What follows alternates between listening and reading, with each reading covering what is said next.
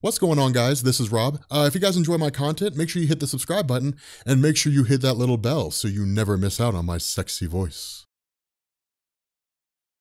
Okay, so this is one of the best Batman stories that I have ever read. Like, Batman White Knight is insanely good. And I've been saying that since this first issue came out. Like, the first issue came out, I checked it out, I was already hyped for it because I was like, dude, this looks cool. And I was reading the solicitations and all that kind of stuff, and I was like, okay, I need to check this out. So I was already excited. Then the comic gets released, Sean Murphy's the one who's writing it, and I'm just like, dude, this is incredibly good. It's insanely good. All right, so what this does is this picks up about 1 year before the present day. Now, one thing to bear in mind is that Batman the White Knight is not in continuity, meaning this has no ties to DC Rebirth other than the fact that it's published at the same time that DC's doing DC Rebirth. It may be that because this is such a high profile and such a popular story that you'll see it later on down the line, but for right now, you can just imagine this story is totally isolated and takes place in a whole different universe from what's going on in DC Comics right now. But this picks up about a year before the current day, and it's just a stereotypical Batman-Joker conflict. They're just kind of chasing after each other. I mean, that's the nature of Batman and Joker, right? I mean, they're kind of like the yin and yang. Because of the fact that this goes in your stereotypical fashion of a Batman-Joker escapade, it's basically like just running throughout the entire city of Joker. Like, Batman's chasing Joker over rooftops, things like that. Joker's riding a scooter. I mean, that's really about it. It's kind of silly and it's kind of nonsensical, but something I want you to notice is that Batman seems to be going to extremes and he seems reckless here. I mean, right off the bat, this does not seem like something we would normally see Batman do. So the indication is that Batman's in a state of desperation, but he's got Batgirl along with him. He's got Nightwing riding on a motorcycle. Batman's doing things like, again, riding over rooftops, crashing into cement trucks with the Batmobile, all for the purpose of like trying to find the Joker. He's basically like disregarding virtually all safety protocols. Now, once Batman catches up to the Joker, again, it's just kind of at least it seems like a pretty straightforward fight. But for the most part, the Joker just kind of leads Batman into this sort of ruse where he just kind of, is like, catch me if you can find me, so on and so forth. But the fight is pretty intense and it's pretty hardcore because what you end up having here is in this battle, the Joker actually makes this really interesting case to Batman. And what he basically says is that they are created to be the same thing. What they stand for is designed to be the exact same thing.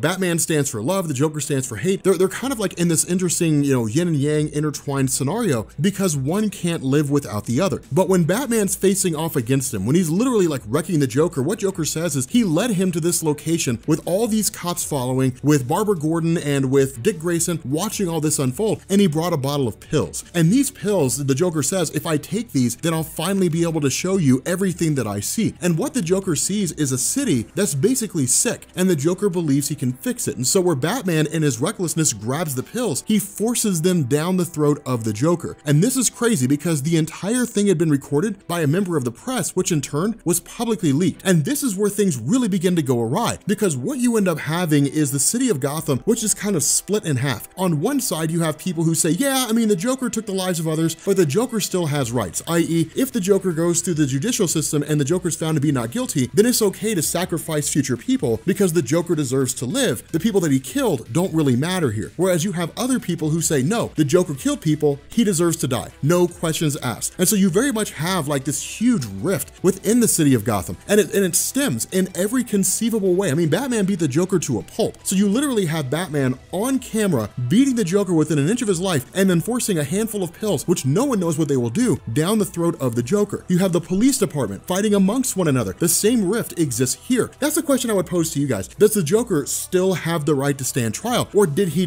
basically abandon that right? Did he give up that right when he willingly killed so many people? That's the question I'm kind of asking you guys. Where do you draw the line? How many lives are you willing to sacrifice before you finally say, enough is enough? The Joker can't kill anybody else anymore. That's the kind of scenario that's being put here to the city of Gotham, and that's the kind of question that I'm putting to you guys.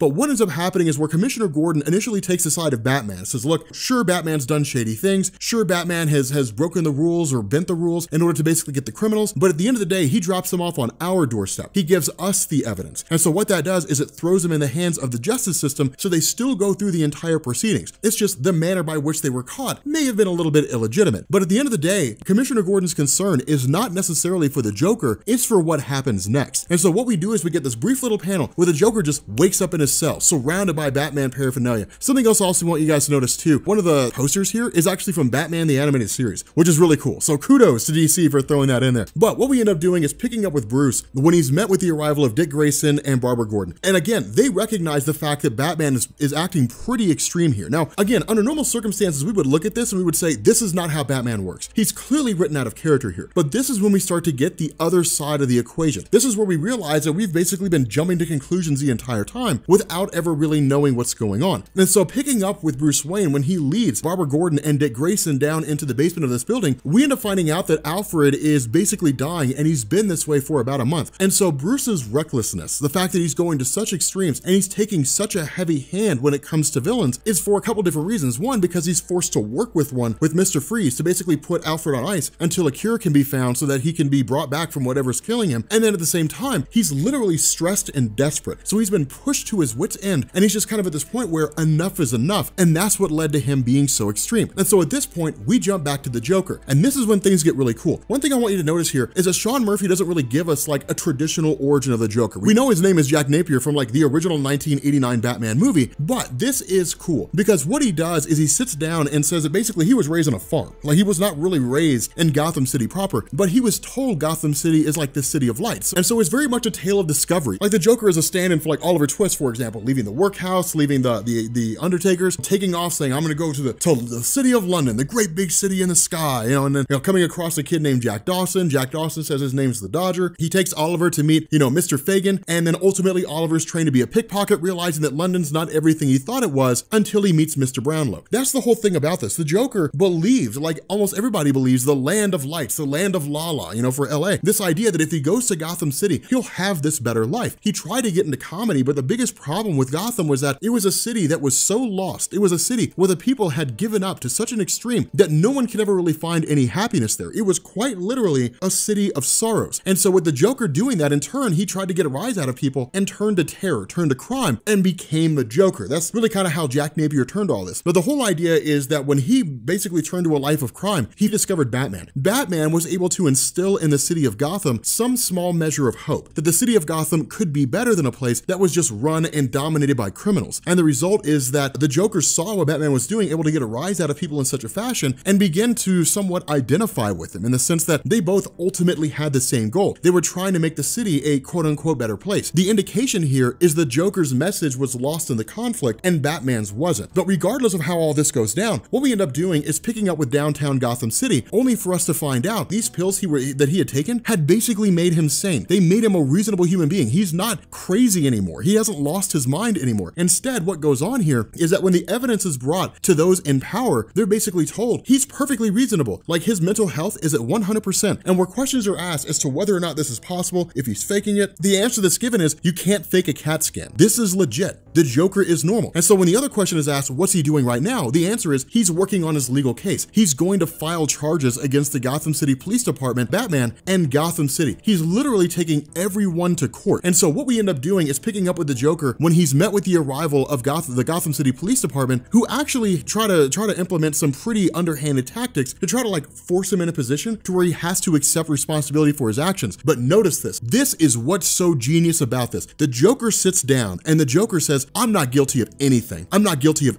anything at all. Every ounce of destruction that took place in this scenario was because of Batman. It was Batman who's driving an unlicensed weaponized tank. It's Batman who was driving it over rooftops. It was Batman who injured 3 people when he hit a cement truck. It's Batman who knocked over a guard. It's Batman who almost beat me within an inch of my life. And it was Batman who forced pills down my throat. I was riding a scooter and I hadn't actually killed anybody. What you as Gotham City Police Department have done is you've sanctioned a vigilante who's taken the law into his own hands and then in turn said, we don't see a problem here. But it's only now that somebody raises a red flag, when somebody blows the whistle and says, actually there is a problem and I have the legal case to prove it, that suddenly you want to step up and you want to try to apply some underhanded tactics. Now when Commissioner Gordon steps in and he basically says, no, Batman is not the Gotham City Police Department. He does not speak for us. The Joker's response is, actually he does, because you have a bat signal and that bat signal sits on top of the Gotham City Police Department building and you use it whenever you want to get a hold of him. You sanction this man. Gotham City has failed. the Gotham City government has failed in stopping crime. You, as the commissioner of the police department and your police department have failed at stopping crime. Batman has failed at stopping crime. You guys are basically pointless here. And so if you won't save the city of Gotham, if you won't get off your asses and do what you're supposed to, then I will.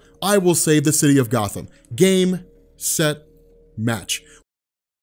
So, writer Sean Murphy is probably gonna go down as one of the greatest Batman writers of all time. And it's stuff like this that makes you wanna see like things beyond this. See, that's why I love, for those of you guys who don't know, DC's playing it really, really smart when it comes to DC Rebirth. Marvel kind of has this stance of like, is it a story somebody can write? Then like give it an ongoing series. That's kind of Marvel's stance. That's one of the reasons why they're publishing like 60 comic books. But DC has had this idea of just doing like miniseries, and that's it. DC's running like 5 or 6 Batman miniseries at the moment, like Sins of the Father, and all these really, really cool stories. When it came to like Nightwing the New Order, it was just like a different take on the Nightwing character where things had basically gone awry. And that's what I love about this, is because what it does is it gives you this amazing story, at least, you know, the White Knight does, it gives you this amazing story, and then it kind of answers the question, so what if we expanded this out to like the bigger DC universe? So like Shazam and the Justice League and like all these different characters and all these different things. What would it look like? And like, that's the cool thing about this, because like it makes you want to see more. But in the last video, we talked about how Batman had basically like gone crazy, tracked the Joker down, forced a handful of pills down his throat, and ultimately the Joker became sane as a result of those pills. And the result was the Joker, while he was interred by the police, basically came up with this argument that like the cops have systematically helped the Batman become a vigilante, that they're part of a bigger problem. Now, what that problem was something that the comic ended on. It was basically the Joker as Jack Napier back to his normal self, essentially saying, I will bring light to this problem. I will show the city of Gotham what you really are. And so that was the question that I saw in the comments from a lot of different people. If the Joker has had this life of just killing arbitrarily and robbing folks and doing all kinds of crazy things, even if he was on trial, he would just get a life sentence and that's it. But this is the beauty of the judicial system, is that at the end of the day, it's not left to a judge. It's not left to like a cop. It's left to a jury. All the Joker has to do is convince a jury. And the opinions and the wants and desires of the cops and the lawyers and, you know, Batman and the judge, they're all irrelevant. And really, like, Jack Napier does this in the smartest way possible. If you want to win anything, you have to win the people. For the most part, the people are the ones who decide what happens. In a court of law, it's no different. Jack Napier basically sits down and says, this is my city. I came here as an immigrant for the most part. Like, I came here from a small rural farm wanting to make a better life for myself. And when I got here, I realized that life was hard and life was rough. And like anybody who made bad decisions, I turned to a life of crime and I screwed up. Once I was busted and I was sentenced to 10 years, what I began to realize was that crime is a product of the police in Gotham, because what the cops were doing is they were basically using existing criminals and turning them into like supervillains and then using them as a means to keep crime going. And it's the greatest idea of a conspiracy, because if there's any one thing that people love, it's believing that like there's some great, you know, some hidden hand out there controlling everything behind the scenes, even if there's not. But in times of desperation, people will believe what they want to believe, and they'll simply ignore facts if there are any at all. And so the result is that he basically sits down and he says, look at the city of Gotham for what it is. Like, look around you and look at what it is. What you see are the wealthy prospering, you see the poor struggling, and you see Batman fighting the poor. It's kind of Jack Napier twisting up the facts to a degree, but it's also like providing a pretty interesting image. That Batman is not a vigilante trying to keep Gotham safe. That Batman's not there to like protect the people. Batman's there to protect the wealthy from the people. And it's so cool because it's like, what better way to turn the entire city of Gotham on Batman than to basically say like, he's not here to protect you, he's here to protect the wealthy and the powerful from you. It's the Joker in a lot of ways inciting revolution in the city of Gotham. It's so cool. Now the other half of this is like how he feeds on words. For example, there's a part of Gotham City called Backport, which is really where like a lot of minorities live, specifically African Americans. But the popular phrase to use is Blackport. And that's why this is cool, because it's turning all these things on the city of Gotham itself. It's criticizing the press who are complicit in the vigilantism of Batman and in the actions of the Gotham City Police Department. It's the Gotham City Police Department who's complicit in basically the creation of crime in Gotham and the profiteering of crime. It's all these things that go on. It's so cool because he says, look, like anytime anybody ever asks the question, well, where's all this extra funding going to? Like, what are you doing with all this extra money? Well, the police department was using it to create villains. When people started asking too many questions, well, oh no, the Joker's escaped. We have to get the Joker, guys. It's such a cool way to portray the city of Gotham as just crooked and corrupt. And so what we do is we pick up with Jack Napier when he gets back to his house and he's met with Harley Quinn. Right off the bat, it's him trying to relate to Harley Quinn. And we would kind of expect this, but at the same time, we wouldn't. Harley Quinn has always been in love with like the Joker as a person. Like how the Joker manifests himself and how he treats her is just a byproduct of the relationship, but it was always like her obsession with him. She would follow him to the edge of the earth and she would do whatever it is that he wants her to do because she believes that she could like somehow fix him or turn him around or get him to love her. It's the quintessential like good girl in love with a bad boy, all the while never realizing that she's just one of many women that bad guy's been with. But where he starts to talk about things like proposal and marriage and these pills and so on and so forth, she immediately freaks out and starts attacking him. Well, while this is happening, we're suddenly met with the arrival of another Harley Quinn. And I was like,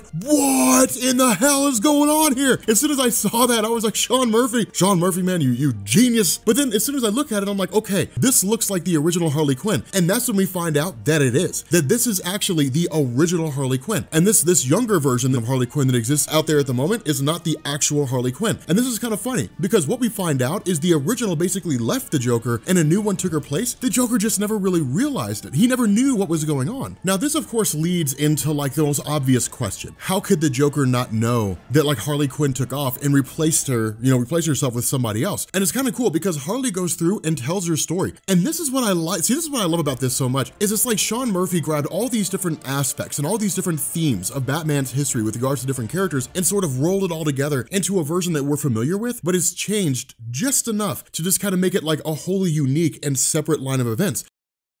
And much like the main DC universe, when it comes to like Harley and when it comes to this version of her character, is she fell in love with Jack Napier as he was the Joker. But for her, it really wasn't just like, man, let's just be crazy. It wasn't like she just snapped one day. For her, it was an escape. It was the idea that like her life was boring and it was mundane, rinse and repeat. Her life is by definition, as she sees it, completely and totally mundane. But the Joker represented a change from that. The Joker was random. You had no idea what was gonna happen next. And it gave Harley Quinn the belief that she was free from the shackles of society. I mean, sure, they were vigilantes, they were on the lam, but the fact remains that she could do anything she wanted to. There were no limits to what she could do. The world was her oyster, and she wasn't constrained by like societal standards and laws. But as time began to progress, and when Batman first showed up, she began to notice that the Joker's affection, that his obsession switched from Harley Quinn to Batman, and that he basically was in love with the idea of Batman. Every thought that he ever had, it was all about Batman. And Harley Quinn began to fade further and further into the background. And because of that, like it gave her no desire to want to be with him anymore. But all this came to a head when the Joker had kidnapped Jason Todd. Now again, this is almost kind of like Sean Murphy's twist on the death in the family storyline when like the Joker basically killed Jason Todd. Like it's kind of a twist on that idea. But where Harley Quinn's there, she basically kind of runs up and says, look, you're going too far. But notice this is not insane Harley Quinn. This isn't the kind of Harley Quinn that we're used to, where she just snapped one day, the Joker drove her insane. She's very sane. She's completely and totally rational. She's like a regular, normal human being. But the Joker basically went too far this time.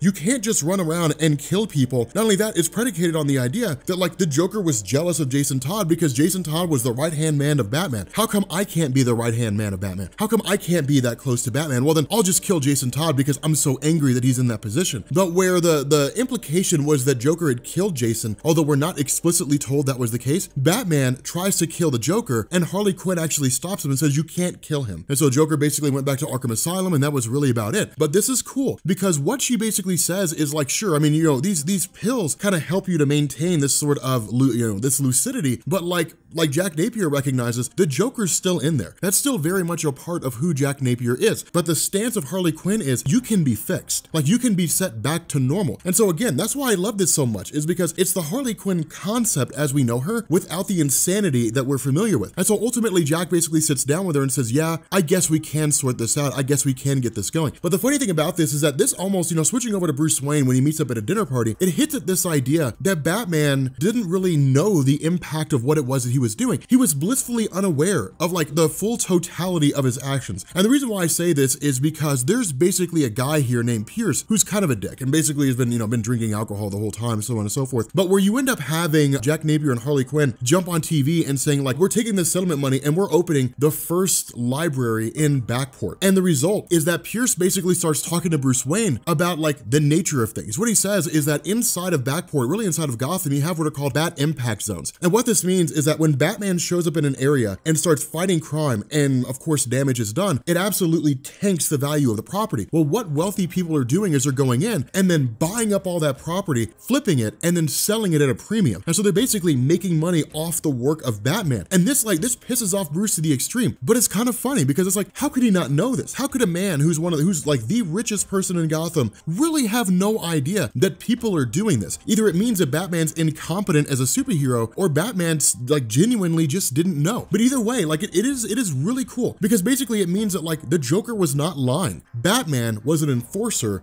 for the rich and the powerful in Gotham. And so from here, you pick up with Jack Napier and Harley Quinn, basically meeting with a whole bunch of different villains. Now, the cool thing about this meeting between the Joker and these villains is there's a lot of really good Easter eggs in here. This is how you know that like Sean Murphy is like a Batman fan, because like there's these little Easter eggs. For example, there's one point where Killer Croc says it was a big rock. Now this comes from Batman the Animated Series. For anybody who remembers Batman the Animated Series back in the day, and it was an episode called Almost Got Him, which is exactly what Jack Napier says is like every time we talk, it turns into a game of Almost Got Him. That episode was amazing. It was cool because it's basically, God, if I remember correctly, it's the Joker, Killer Croc, Poison Ivy, and Two-Face, I think, maybe even the Penguin, sitting around at a poker game telling the story of how each one of them almost got Batman. And Killer Croc is like, yeah, man, like I lured Batman into a sewer. And they were like, yeah, like, and then what happened? He's like, I threw a rock at him. And like they all start looking at him kind of funny, and he's like, I mean, it was a big rock, you know, but it is cool because what you have is a Joker basically saying, or really Jack Napier basically saying, look, we should consolidate our efforts in order to basically take the city of Gotham back. We have to work together if we're gonna bring down Batman. Now, because of the fact that each one of these villains is for the most part used to operating on their own, they basically give the most expected answer, which is not a chance. We do our own thing. Like we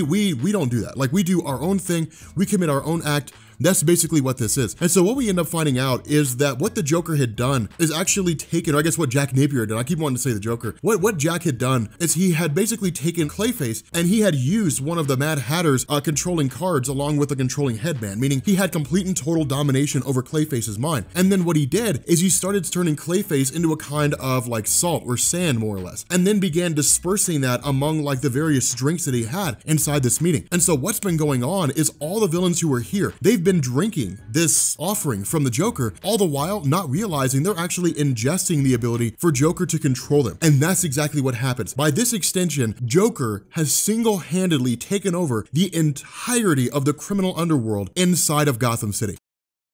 Okay, so normally we would have done Batman the White Knight on Wednesday, but we covered Dark Knight's Metal. And so we're covering this today, but this will come back like next week, we'll cover it on Wednesday. Like I prefer to keep this every week on a Wednesday. That way you guys can expect to, you know, see the videos come out. But this is continuing to be just such an amazing story, and it's such a cool story because the Joker is so smart. Like I love the way this is done by Sean Murphy. The whole story so far is that Jack Napier has basically gone sane, the Joker's turned into a sane human being, and has decided that it's basically his responsibility to conquer the city of Gotham, to basically take it over using the will of the people, and that he's essentially ensnared the various villains, you know, Poison Ivy and Bane and Two-Face and all these different people using the power of the Mad Hatter, basically slipping all these people mind control nanomachines that the Mad Hatter uses, and in turn doing it through Two-Face, feeding them drinks, and then controlling their minds using the actual headband of Two-Face. But it's cool because what this does is this opens up basically with like all the villains of Gotham just launching an attack on the city of Gotham itself. And of course it requires the entire Bat family to respond. And at this point, it really only consists of like Batman, Batgirl, and Nightwing, Dick Grayson. And that's really about it. So it's pretty short as it is. Now they also have the police who are fighting on their side. But what ends up happening here is you have all these different villains who are basically rampaging across the larger city of Gotham, with Batman heading to Backport, which is where, you know, a handful of them are somewhat at. And where initially Commissioner Gordon's idea is we all have to head to Backport, we all have to help out Batman. At the end of the day, Bullock and even other people like Renee Montoya are just kind of like, no, Batman can handle himself. We need to focus on the larger problem in the main Gotham City itself. Now, of course, what this does is it kind of puts into sharp relief the idea that Batman's willing to go to any length to take down the Joker. And it almost makes Batman look like he's not looking at the big picture. Because what ends up happening is he basically says like, the Joker's behind this, we have to find the Joker. You know, we can go to Backport, we can take these guys out. They're not going to destroy the library the Joker just built. There's no way that's going to happen, but it does. And again, it's brilliant here because the Joker, when he went went sane, he basically made the case that Batman does everything he can to take down villains with no real thought to the collateral damage. Batman doesn't care about who gets displaced from their homes when buildings are destroyed. Batman doesn't really care about how much it costs to rebuild things when he destroys stuff. All he cares about is getting the bad guy. And this fits directly into that notion because Bane and Killer Croc start tearing down the library. But to everybody who's watching all this unfold, Batman chased down a couple of villains, cornered them, and they freaked out and destroyed a building. It's Batman's fault. That's how people will see it. That's how they will perceive it. Now, Batman runs in there and basically tries to subdue these guys, but gets caught in, all the destruction and everything, only for like Two-Face and Killer Croc to basically have gotten away. So Batman is perceived as being single-handedly responsible for the destruction of all these different things. Now, at this point, we switch over to Joker himself, to Jack Napier, and we end up finding out this was exactly what we thought it was. It was just a distraction. His idea was to basically wait until the smoke cleared and then go to the law offices of Hill and Hill, the former law offices of the current Mayor Hill in Gotham City. And what he does is start sifting through all these old files. He starts sifting through all this old information, all these little secrets and things like that that are not supposed to be readily known. Now, what we end up finding out as a reason for this is because he basically goes in front of national television and he says, what you guys don't know is that like people are profiteering off of you. Every single time Batman goes to fight a villain, money has to be spent in order to fix the buildings that he's destroyed, in order to repair the roads that are damaged or whatever the case may be. And the question that Jack Napier presents here, the Joker presents here, is where does this money come from? Who's spending the money to do this? And this is when he basically makes the announcement of what's called the Batman Devastation Fund, that unbeknownst to all the people in Gotham, that what's been happening is exactly what we discovered in the last video, that you have this kind of taxpayer relief fund, more or less, that taxes have been increased or whatever the case may be. There's kind of a disaster relief fund that exists out there, but because there's no real natural disasters in Gotham, this is a ruse. It's a way for the wealthy to essentially funnel taxpayer money into the Batman Devastation Fund. And then, as we discovered in the last video, what they do is they basically repair these buildings, and then when Batman destroys an area, it drives down the cost of everything. So the wealthy can basically repair these buildings, improve on them dirt cheap, and then sell them at top dollar. They're using taxpayer money to basically charge taxpayers more money for the houses they have to buy or buy back in order to return to where it was that they were when Batman destroyed everything. And so again, it's pretty heinous. What Jack Napier is doing is he's sitting down and he's revealing kind of the truth. He's basically showing the man behind the curtain in the city of Gotham and saying, your city is rampant with corruption like you wouldn't believe. Now, this is big because let's say, for example, that like this sparked a revolution in the city of Gotham. And let's say that like the government and the wealthy, they basically like bring in the National Guard. Well, the National Guard has brothers and sisters and mothers and fathers and sons and daughters who are just the people of Gotham. And I would bet all the money in my pockets to all the money in your pockets that if it came down to those police officers and those National Guardsmen and National Guardswomen who have been set on the path of trying to quell this revolution, that if they have to make the choice between pointing a gun on the wealthy and the powerful who caused all this or pointing a gun on their own friends and family, they'll point a gun on the wealthy and powerful. And in that moment, it would come into sharp relief the idea that the wealthy and the government have no power. And that's the cool thing, because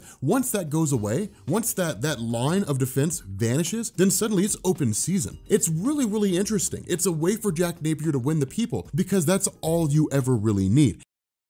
Now, at this point, we pick up with Bruce Wayne, of course, returning back to the Batcave, kind of fixing himself up and so on and so forth. But then Alfred wakes up when Batman basically collapses. And because of this, what ends up happening is Alfred actually removes himself from wherever it is he's been healing from and puts Batman in his place. Now, this is cool because what this does is it actually kills Alfred. Alfred basically sacrifices his life in order to heal Batman. Now, in truth, Sean Murphy doesn't make this into like a great big huge like one shot, right? It's not like a brunt of the story because it doesn't need to be a great big huge thing because we know it's a huge thing. Alfred dying for the sake of saving Bruce Wayne is insane and is huge. Alfred is the moral compass of Bruce Wayne. If Alfred's not there, Batman will just run awry. There'll be no one to reel him in when he starts to cross over that line that he's always tried to keep from crossing over. And so what happens is you have Dick Grayson, you have Barbara Gordon who sit down and say, it's up to us. We're the ones that basically have to hold Batman back and keep him from crossing over and losing his mind in its entirety. Something else that I want you guys to notice too, and this is a pretty cool moment. It's actually one of my favorite moments from the story. Sean Murphy shifted things up in a pretty amazing and interesting way here. While Barbara Gordon and Dick Grayson are at the cemetery, basically, paying their respects to Alfred, there's a tombstone there for Jason Todd. Now, our initial response would be, Jason Todd was killed by the Joker. He was basically beat up with a crowbar and then blown to pieces, and Batman didn't get there in time, and so on and so forth. No, that's not what happens. What Sean Murphy actually tells us is that Jason Todd was Robin before before Dick Grayson. And that's huge. It's cool. Like, it's really, really cool to me. That's why I like these stories that are kind of out there, is because to me, telling the same chronology all the time gets really, really boring and really mundane. And shifting things up just enough to make them different is actually really, really interesting to me, because Dick Grayson doesn't really know anything about Jason Todd. All they know is that Jason Todd's death kind of set in motion the reality of the fact that you can't save everybody, that Batman couldn't save every single person that mattered. But from here, what we also do is pick up with another little bit of a change. And we basically have the Joker who shows up in Backport and actually meets with Duke Thomas. Now, Duke Thomas is grown. He's a grown man in this instance. And again, this is really fascinating to me because Duke Thomas in the main DC line of comics is young. I mean, he's basically the Signal. I mean, it's Batman and the Signal. We don't really know exactly what he's going to be, but we know he's not going to be a Robin. We're just kind of waiting for his character to be fleshed out. But in this story, he's grown. He's fought in the military. You know, he's basically like special forces for a while. He's kind of like the guy who doesn't really trust Jack Napier, but he's somewhat of the tour guide here, because what Duke says is that I don't necessarily trust you, but Backport loves you, because Backport views Jack Napier as the only guy who's on their side. They view him as the only guy who's willing to help them out. And again, this sets in stone the idea that the Joker's hitting all the right marks, that he's getting all the right support from all the right people. Now, what this also does is this hits the idea that Jack Napier could make a run for like mayor and basically become the mayor of Gotham, and he would have the vote support in order to pull it off. And that's again where you start to back people into a corner. And so what we end up doing here is we actually pick up with a woman who basically breaks into the facility of the Joker, sort of, but not really. But she basically comes across the Mad Hatter. And of course, you know, the Mad Hatter is espousing different things like, you know, Alice in Wonderland quotes and so on and so forth, which is what he does. But this woman, who's actually not the Joker's daughter, thank God. As soon as I saw this, I thought it was like the return of Joker's daughter from like the New 52. And I was like, oh man, I really hope not. There were a lot of people who hated the idea of Joker's daughter. The Joker's daughter was designed to be kind of a stand-in for like Harley Quinn in the New 52. It was an attempt to basically replace her and even kind of replace the Joker to a degree and give us like a new version of the Joker or something along those lines. I have no real idea what the purpose was. And that was evidenced in the fact that she just kind of floated around and there was no real story to be told about her. She was kind of interesting in the beginning, but then after that, you know, people were just kind of like, nope, give us the old Joker, which I'm glad we did because we got Scott Snyder's Joker, who was insane. But this girl breaks into the facility only to find out that basically like Clayface is being controlled with a card of the Mad Hatter that's been slipped inside his brain, which is kind of cool to see the interior of Clayface once he like turns to dust and fades away and it's just a brain with eyes attached to it, which I guess still works. I mean, I don't know how it's getting oxygen. No clue. Anyway, so this chick it's cool because she basically like the Mad Hatter spills the beans and says everything that's going on here is being done by Jack Napier. Jack Napier runs everything. No idea what it is, what he's going to do with it, but Jack Napier is basically running the entirety of the criminal empire. But this is huge because what this means is that Jack Napier's secret is no longer a secret. The word is out now that Jack Napier is actually the one behind the scenes pulling the strings when it comes to all the different villains in Gotham City. Okay, so we are continuing our story on Batman the White Knight, and I'm glad you guys are really enjoying this. I'm glad you guys are really, really digging the White Knight because it is such an amazing story. Man, it's crazy. The next comic book convention that Sean Murphy goes to, I want to sit down and just be like, all right, dude, how did you come up with this idea?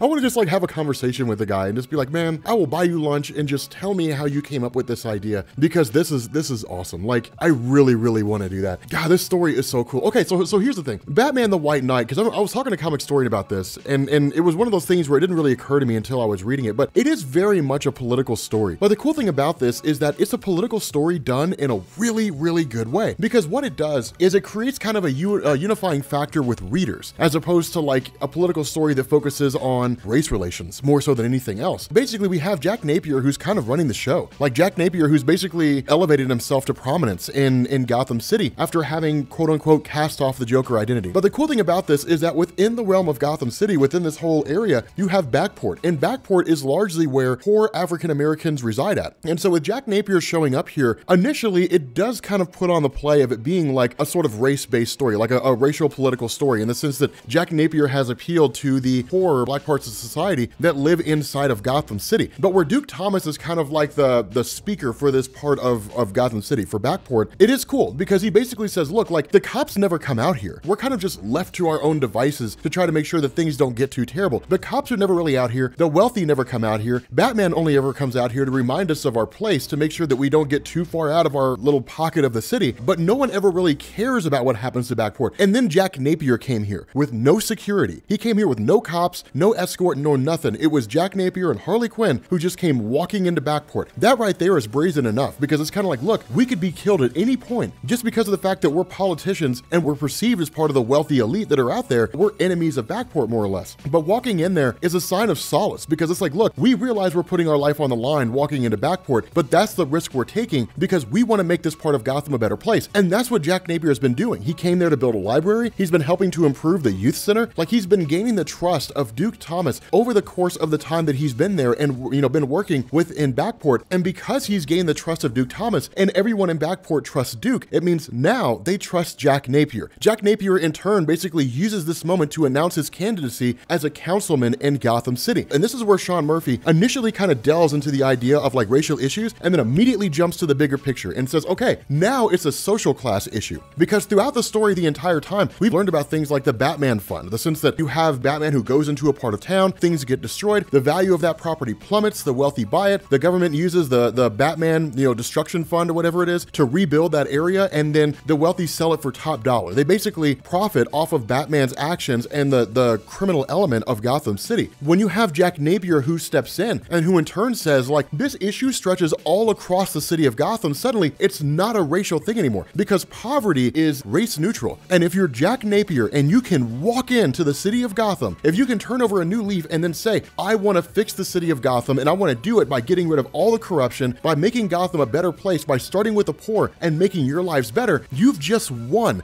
an entire social class. It's Jack Napier winning Gotham City, not by force as the Joker, but through politics as Jack Napier.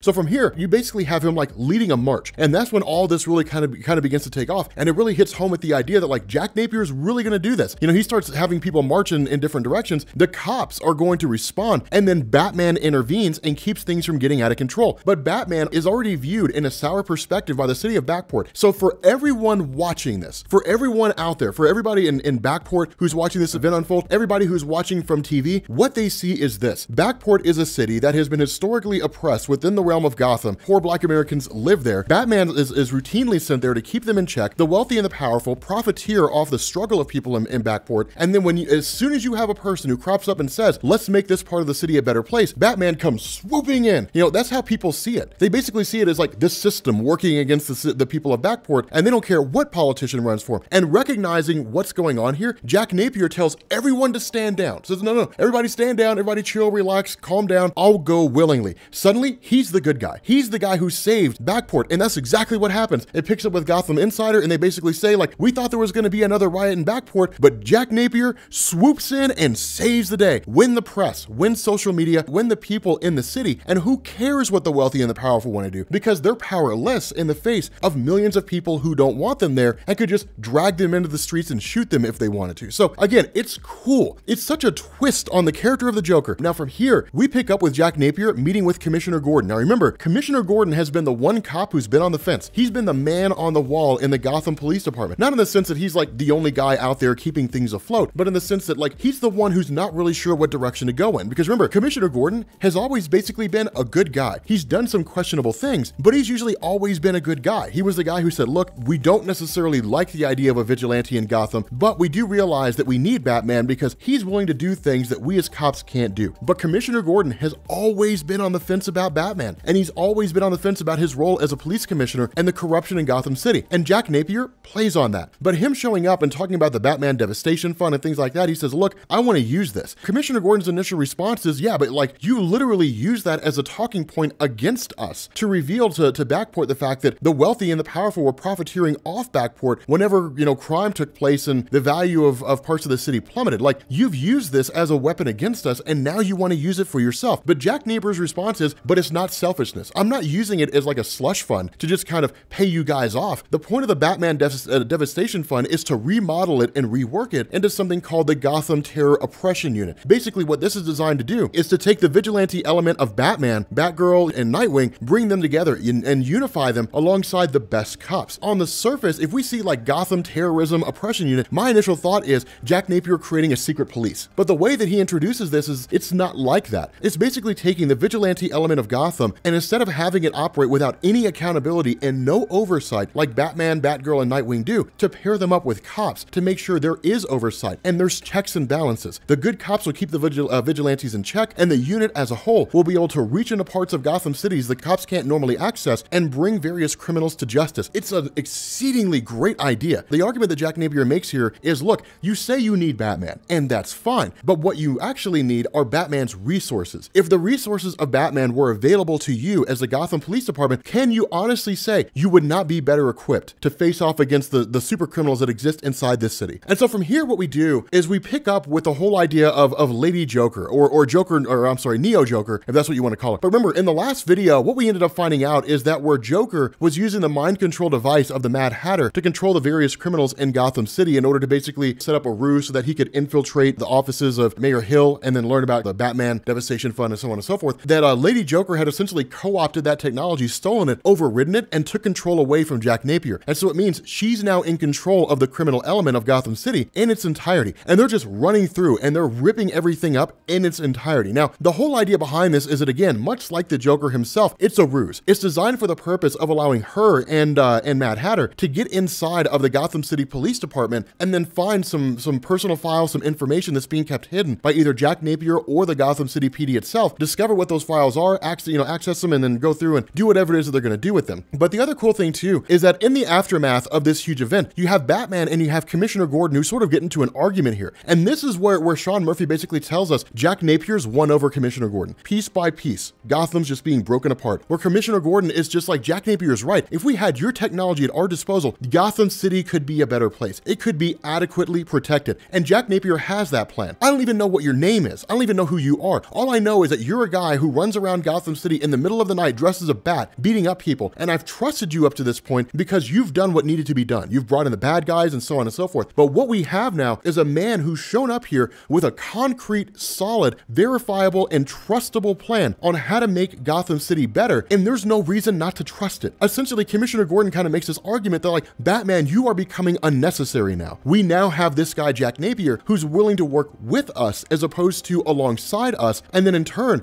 make Gotham City a better place. We don't have to blindly trust him. And so at this point, we basically pick up with Jack Napier and Harley Quinn, who are getting together, you know, kind of coming off of, you know, touching naughty bits. And ultimately, they're met with the arrival of Neo Joker. And this is, of course, when we basically find out Neo Joker was the Harley Quinn at the beginning of the story before the real Harley Quinn showed up. So she's basically fake Harley. But for the sake of this video, we'll just call her Lady Joker going forward, just so there's no real confusion. But the coolest element of this whole story really comes to play, and we actually learn about her origin. We basically figure this out when we end up having her meet, or I guess return back to the Mad Hatter. And the reason why she ends up leaving Jack Napier and the original Harley Quinn is because she basically says, the only way for me to actually win you back, the only way for me to get the Joker to come back is for me to take over Gotham City, because the Joker's ego is too intense to allow somebody else to win. And so because of this, she goes through and tells this huge origin story. And she essentially says that, like, she was a person who cut herself. She was struggling with all kinds of anxiety issues and depressive issues and so on. And she was in the process of actually just kind of ending her own life. And then what do you know? The Joker busts into the bank and the Joker starts robbing the joint. But as soon as the Joker put a gun to her head, she wanted to live. And so in response to this, the Joker started calling her Harley. And so she played along. Now this is kind of interesting here. Under normal circumstances, we would expect a story almost identical to like the original Harley Quinn. Instead, she's just kind of, well, depending on how you look at it, in the right place at the right time or the wrong place at the wrong time. But because Joker starts calling her Harley, she plays along under the hopes that Joker will let her live, that Joker won't kill her. But then because of the fact that she looked so much like the original Harley, the Joker took her back to his hideout, gave her a Harley Quinn outfit, never touched her except for to bandage her wounds, and that's it. But she basically became the new Harley Quinn. In the eyes of the Joker, she was the new Harley. Now this is so cool because what this does and what this indicates here is the Joker's not nearly as cold-hearted as we would expect to believe he is. But virtually every depiction of the Joker going forward from like Crisis on Infinite Earths to the modern day has always given us this version of the Joker where he's effectively a person who needs things. He's like a child crying out. He needs the Batman because the Batman makes him complete. But what this indicates is he needs Harley Quinn. The Joker's incomplete without Harley Quinn. If Harley Quinn was really that irrelevant to the Joker,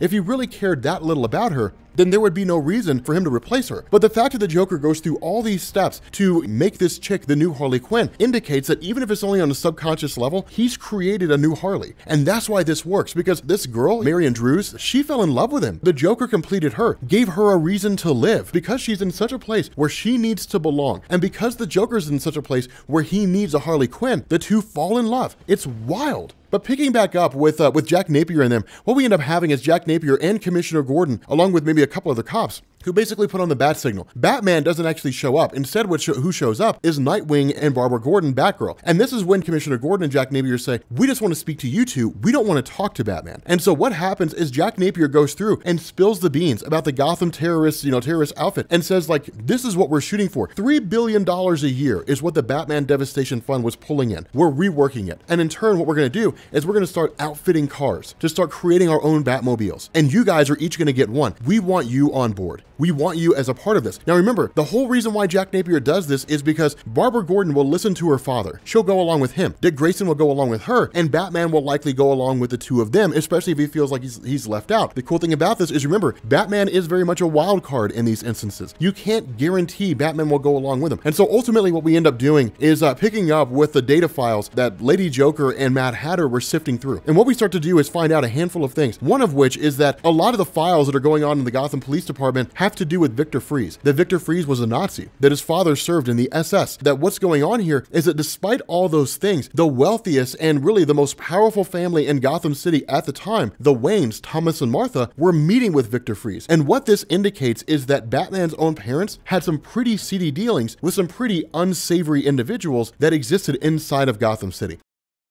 Okay, so we are picking up with part 5 of The White Knight, and God, this story just gets better and better. It is so intriguing. It's so interesting because it starts out as like a stereotypical Batman story, then it turns into like the Joker going sane, and then it turns into like this story is going to reveal like there's so many secrets in Gotham and like so many things about Batman that we don't know. But what this initially does is it picks up with, well, really with Jack Napier, basically learning how to become a better fighter. Now, again, one thing I want you guys to bear in mind is when it comes to him being sane, this is by routine popping of the pills. It's not permanent, right? Like, I mean, if he stops taking the pills, he'll go back to being the Joker. He's got the Joker at arm's reach, but at any point in time, if somebody took the pills and like hid them, he'd go back to being the Joker again. So it's cool because the whole idea of him being sane just kind of runs on the edge of a knife. But him learning how to fight from Harley Quinn is cool because what this is designed to do is to show that he's basically captured everything. And in fact, that's what's being said here. In the conversation between the two of them, Jack Napier's got it all. He's got backport. Basically, he's got the support of all the people in Gotham, or at least most of them. He's got the support of the Gotham City Police Department. He's got the support of Nightwing. He's got the support of Batgirl. The only person whose support he does not have is Batman. And at the end of the day, that doesn't really seem to be a big part of the picture anymore, because when he looks at where he is right now, being a councilman, the idea that like he's somebody just like training to fight Batman in hand-to-hand combat, that's really like the one thing he's shooting for, is he's taken everything that matters to Batman. So all that's left is to basically take Batman's dignity, to beat him in a hand-to-hand fight and call it a day. And so at this point, we switch over to Bruce Wayne, to Batman, who's basically going through and investigating everything that's been going on so far with regards to like Neo Joker and all that kind of good stuff. And the cool thing about this is that initially, as he goes down, like he immediately starts to pick up the pieces. And that's one thing I want you guys to notice about Sean Murphy's writing here. Batman's detective skills, how intelligent he is, that's an afterthought. It's a background thing. Sean Murphy doesn't spend a whole lot of time dwelling on that because, I mean, it's cool. He doesn't treat us as the reader as being stupid. He's just kind of like, you guys know what's going on with Batman. You guys know he's smart. You guys know he'll figure stuff out. So let's worry about other things going on. It's very reminiscent of like Scott Snyder Batman. But when he's sitting down, you know, of course, he's met by Barbara Gordon and Nightwing. And of course, he deduces within a matter of minutes the fact that all the villains who have been operating in Gotham City have all been mind controlled, basically. That Clayface has something to do with it because it's the one villain that they haven't seen yet. But the big takeaway from this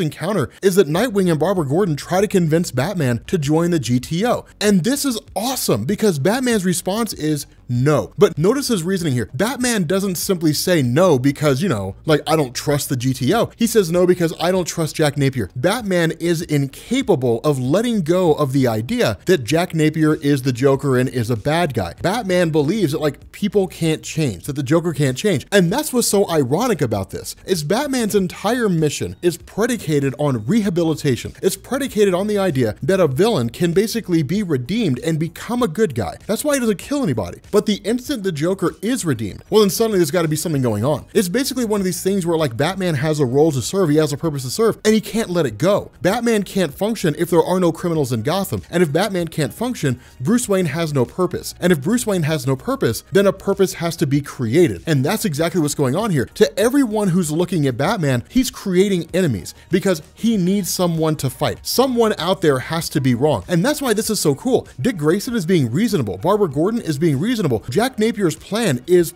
really kind of like the perfect compromise. But Batman, in his stubbornness and his unwillingness to admit defeat, simply sits down and says, but there has to be a caveat. And that's where things get kind of hairy. Because for us as the reader, we look at that and we say, well, he's probably right, because I mean, it's Batman. Surely there has to be a catch. But like at the same time, you look at this and you say, but what if there's not? And it really kind of like throws into sharp relief the nature of whether or not Batman is actually a hero. And so at this point, we switch over to an encounter with Batman and the real Harley Quinn. And the exchange is interesting here because when it comes to Harley Quinn as a character, by and large, Batman has usually gone easy on her. But the reason for why Batman did this is because in his mind, Joker needed some kind of counterbalance. That if Joker did not have something to anchor him as close to reality as he could get, then like he would really fall off the deep end. Batman says to Harley Quinn, he simply says, we both know that as bad as the Joker was, we knew how bad he wanted to be. If you look at Harley Quinn in this perspective, this humanizes her. It changes her in her entirety. The person that was keeping the Joker anchored to reality. She's his anchor. And without her, he just falls down into the path of absolute insanity, really beyond anything that he was before. And that also kind of brings into question, is that the reason why the Joker found a second Harley Quinn? But regardless of the situation, ultimately, you know, when Batman hits her up and says, look, like you've got to find a way to set things to rights, her response is no, like I'm not siding with you. Jack Napier is a good guy. He's not the Joker anymore. If you can't get past that, then the problem isn't Jack Napier, the problem is you. Everyone is taking sides against Batman. It's really him against the world, metaphorically and in some ways physically. Gotham City against Batman.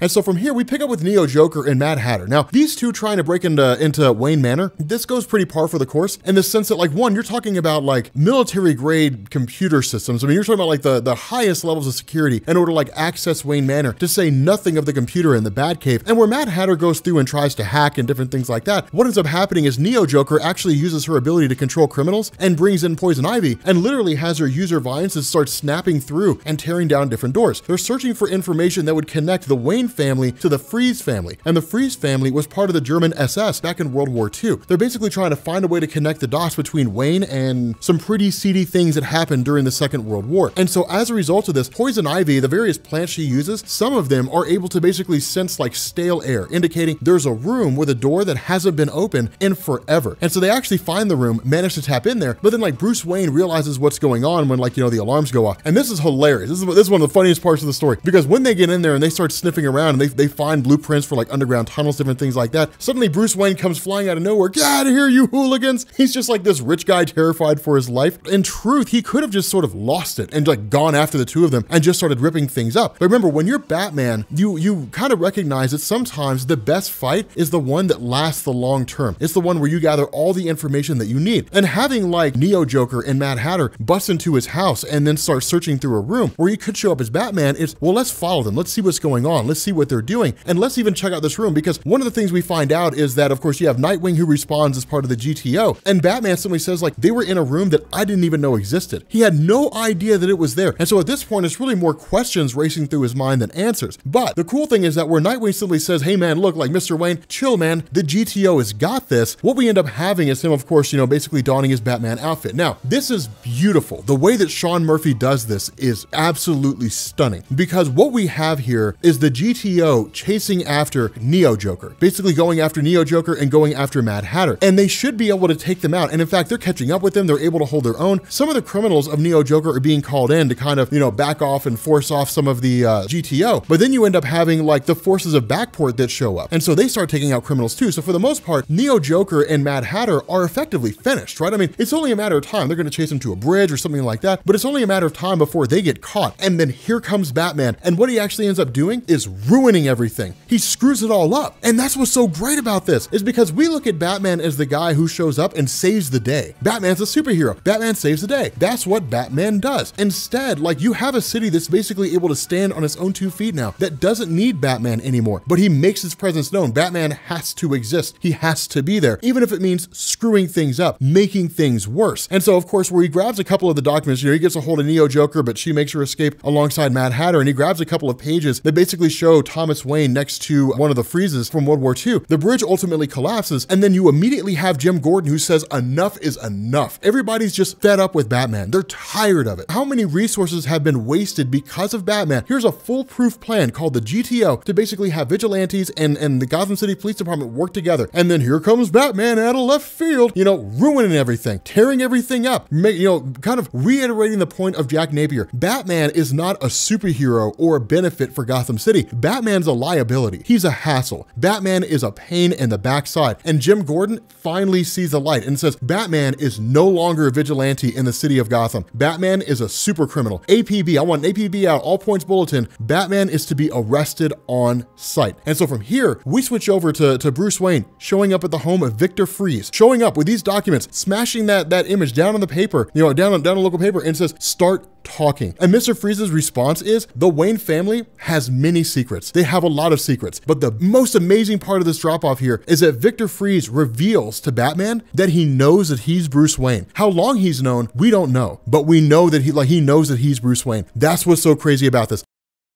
Okay, so we are jumping back into Batman the White Knight. And here's the deal, so with the camera, I like having the camera and doing FaceTime when I'm like explaining ideas, but with stories, I don't really see a reason to change that. I don't really see a reason to change the format that we currently have at the moment. I think it's kind of cool because it allows the emphasis to be on what we're talking about so much as me just like explaining things. So with Batman the White Knight, this is cool because what the story does, and this is one of the reasons why Sean Murphy's writing is so interesting, is it seems to follow like the traditional standard of storytelling to a point, in the sense that we basically have like a set of circumstances we're familiar with, right? Like the first third of the story basically opened up, or really, yeah, I guess the first third so far opened up with like, here's how Gotham City works. It's basically Batman as you're used to him. The Joker's a bad guy. Batman's chasing him around, so on and so forth. Pretty straightforward. And then suddenly it's the shift. And it's, well, Joker then becomes sane and he becomes a good guy. And so the whole idea here had basically been, how does Joker as a good guy, as Jack Napier, present this scenario that Batman is actually more of a hindrance for Gotham City than a benefit? And that's when he started rolling into things like the Batman Devastation Fund, the idea that when Batman went into a neighborhood and things went awry, that the property values of the neighborhood would absolutely plummet. The wealthy would go in and buy up all the property. They would wait for the Gotham City government to use the Devastation Fund or the Emergency Fund to basically fix everything. And then when the property values went back up, the wealthy would sell them. Because of that, like with all these different things going on, the overall gist of this is that Jack Napier has put out the narrative that while Batman doesn't know it, he's basically an enforcer for the wealthy against the poor. And it's so cool because Bruce had no idea what was going on. And the picture that had been painted by Jack Napier was like, it doesn't matter if he doesn't know. That's the way it is. What you think is going on is irrelevant in the face of what's actually going on. And so the whole basis behind this was for Jack Napier to basically say, the only way for Gotham City to actually become the city that it wants to become this beacon of what Batman is shooting for, this beacon of hope and light, much like Metropolis, is for Gotham City to do it on its own. It's for Gotham City to cast off Batman. Because for everyone out there who looks at Gotham City as a potential place to live, what they'll always say is, well, what happens when Batman stops being Batman? What happens when he dies or he retires or whatever the case may be? What happens when Batman ceases to exist? Then what happens to Gotham? And I'm not moving my family to a town that's going to go to pieces as soon as Batman's killed or something along those lines. No one sees it as like a viable opportunity for like the long term. And so that's the basis of Jack Napier, is to say like, we can revamp the city and make it our own. The issue with this is that Batman is still on the fringe, and Batman's still operating under the idea that while Jack Napier is popping pills and he's basically sane now, keeping the Joker persona completely curved and in the background, the time will come when he will become the Joker again. And Batman's eyes, it's only a matter of time. Where Batman had kind of jumped in and basically stopped the Gotham City Police Department and, Nightwing and Batgirl from capturing Neo Joker and the Mad Hatter, while it wasn't his intention to like allow those villains to go, his actions resulted in them going away. And so what this has done is it's put Batman in a position to where Nightwing and Barbara Gordon are somewhat siding against him. Now, Barbara Gordon is still kind of walking the middle ground here. Nightwing is on Batman's side insofar that when the argument's made, like Batman needs to be rounded up and then we'll unmask him so everybody knows who he really is, they'll know that we caught him legitimately. Nightwing's stance is, no. We bring Batman in, but at the end of the day, he keeps his mask. And it's kind of cool because it's still really Nightwing's attachment to like the legacy of Batman, keeping that aspect of himself private. And so initially, like with Barbara Gordon, again, she's on the fence here, right? Like Barbara Gordon's stance is like, look, we owe Bruce Wayne. Now, in truth, in this story, we're basically given the notion that like the Killing Joke happened. Barbara Gordon was shot, she was paralyzed, she was Oracle, and now she's where she is now. We are given those little tidbits here and there. But for Barbara Gordon, it seems to go much deeper than the fact that like she was shot by the Joker once and, you know, eventually came back to health and, you know, she was Batgirl and all that kind of cool stuff. It's loyalty is what this is. Loyalty to the ideology of what Batman stands for and what Gotham City needs. It's the ideology of what Batman stands for that makes all this so significant. And so with that in mind, like ultimately she just kind of walks out and says, look, if you guys are going to do this, I cannot be a party to this whole situation. And so ultimately what you end up having is you have Jack Napier and you have everybody else kind of rounding up and then suddenly coming up with ideas or trying to figure out ideas on how to take out Batman, because the guy is quite literally a one-man army. The various tools he has at his disposal, the various forms of travel, they're military grade. A person with a sniper rifle on a building is not going to be able to kill Batman by shooting him through the glass in the front window of the Batmobile. It wasn't designed for that purpose. The one thing that it can't deflect is an EMP because it has electronic components. It needs those things. The reason why nobody ever thought about using an EMP before is because of collateral damage. They would not only take out the Batmobile, they would take out like whatever vehicles were chasing after him, and they would take out power within like, you know, a 6-block radius. And with Batman having his resources at his disposal, even if they took down the Batmobile, Batman would be able to make his escape and then they'd be no better off than they were before. And the city of Gotham would hate them because they'd taken down power to a portion of the city. And so they come up with this really, really genius idea. Nightwing basically steals this old analog style Batmobile that didn't really run on the same level of electronics that the current version does. If I remember correctly, this is a throwback to Batman the Animated Series, which I kind of like about this. It's pretty cool and it's pretty interesting to see. But what they end up doing is they basically like chase him into a warehouse and then suddenly they just like blank on all these lights, which of course blinds Batman, and then they detonate this EMP. And the idea is that because the warehouse is lined with lead, the EMP will only affect Batman's Batmobile. It won't affect anything else around the city. And with the older version of the Batmobile that Jim Gordon's driving, running, you know, basically an analog vehicle without all the other digital components that currently exist in the newest version, his vehicle will run along just as well as anybody else's. And that's what happens. What ends up going on here is Batman is of course, you know, blinded and taken by surprise with the whole thing. Jim Gordon fishtails Batman, swerves under him, and sends him flying into a pole. And where Batman initially makes his escape from Jim Gordon, he's met by the arrival of Jack Napier. And this is awesome. This is probably one of the coolest moments in the whole story because this is like the fight scene from like They Live, right? Like Roddy Piper versus that one black dude who does the narrations for the Navy. It's just a bare knuckle fight between Jack Napier and Batman. And under normal circumstances, we would expect Jack Napier to basically have his backside handed to him quite readily by the Dark Knight. But remember, Jack Napier has been training here. Now, this is where I kind of think that Sean Murphy fudges the numbers a bit. Batman is the culmination of like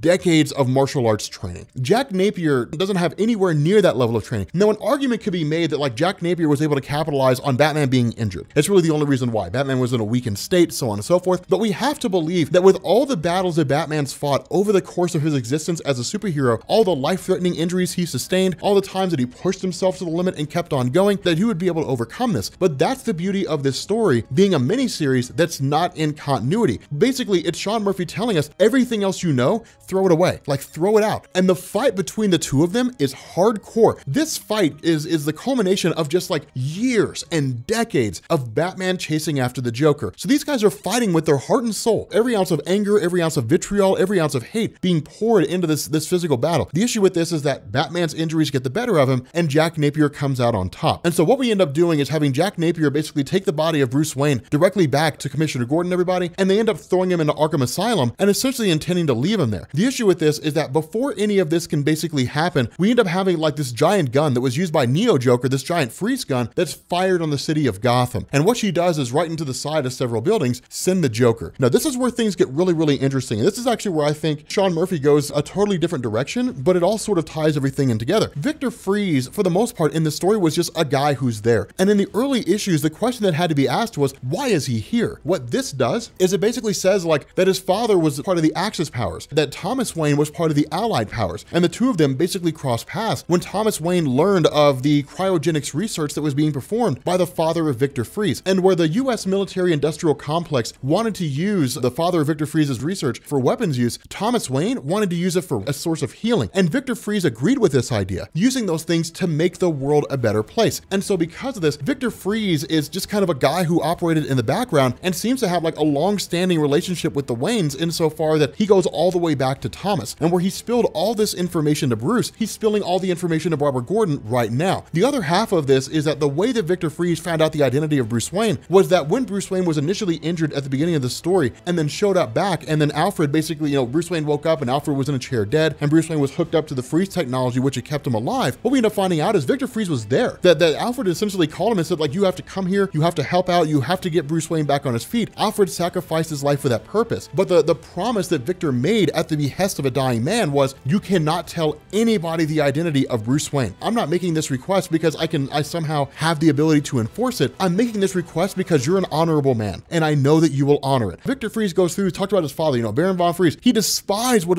his father stood for. He despised what his father was about. And that's why all this is being done. Now, the biggest downside of this, and the reason why this is so cool, is because Barbara Gordon showed up here looking for answers, finding a way to like deactivate this freeze gun. Victor Fries' response is, my father built it. I don't know anything about it. I can't deactivate this thing for you. I can't undo this. You're gonna have to find a different way. And so ultimately, she just ends up leaving no better off than she was when she first got here. And so what we do is we pick back up with Jack Napier. And again, this is where the whole argument kind of comes to fruition in the sense that like Jack Napier's lost control of everything. Jack Napier took the quick and easy path. He just kind of walked into the situation. That in his hubris and in his arrogance of believing he could conquer the city of Gotham, what he didn't take into account is all the wild cards, characters like Neo Joker and collateral damage. And it's like, that's the one thing Batman always realized, that sure, you can move this chess piece here, but if you do, somebody else is gonna move their chess piece there. It's not a game that's played where there's no consequence. And this is kind of Sean Murphy throwing into our faces this idea that Batman walks a knife's edge, that every single time Bruce Wayne dons the cape and cowl, and every single time he goes out into the city of Gotham as Batman, he has to weigh the pros and cons of every decision he makes. And while Bruce Wayne's intelligence allows him to do that, Jack Napier is a guy who's popping pills to keep the Joker persona at bay. He is not Bruce Wayne. And so this is cool because essentially the argument by Harley Quinn is, you've totally lost control of the situation. Like, you've spent so much time trying to develop the Gotham anti-terrorist group. You've spent so much time trying to sit down and try to be Bruce Wayne. You never took the time to realize that you cannot be Bruce Wayne because you are not Bruce Wayne and you cannot function in the same capacity as Batman. What ends up happening is you basically have Jack Napier who essentially gives in. He goes and he meets with everybody, with the Gotham City Police, with the vigilantes, with everyone here. And the question's asked,